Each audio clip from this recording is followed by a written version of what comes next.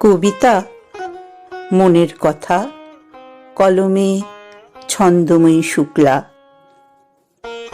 শব্দ, বর্ণ, অক্ষর পরপর সাজিয়ে যখন একটা কবিতার প্রাচীর গড়ি, আর সেই প্রাচীর যখন কেউ তুচ্ছ তাচ্ছিল্য করে অপমানের আঘাতে ভেঙে দেয়, তখন কবিতার বেবাক মন শুধু একটাই কথা বলতে চায়, ভেঙো না আমায়, সোজা হয়ে দাঁড়াতে দাও, সমাজের বুকে বাঁচতে দাও।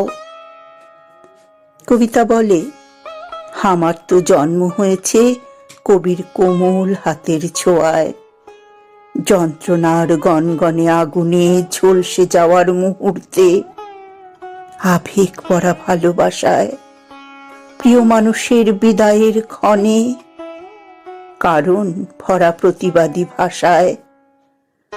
কখনো গ্রীষ্মের কাঠফাটা রোদ্দুরে, কখনো বর্ষার জলের তোড়ে ভেসে যাওয়া মানুষের বাঁচার আর্তনাদে, কখনো শরতের শিউলি ছড়া স্বচ্ছ উষায়, কখনো হেমন্তের শিশির ভেজা সোনা ছড়া ফসলের উচ্ছ্বাসে, কখনো বা শীতের কুয়াশা মাখা চাঁদনি রাতে, আবার কখনো বসন্তের উদাসী কোকিলের মন ভরানো সুরে, অথবা আবির রাঙানো শিমুল পলাশের বিনম্র সংলাপে।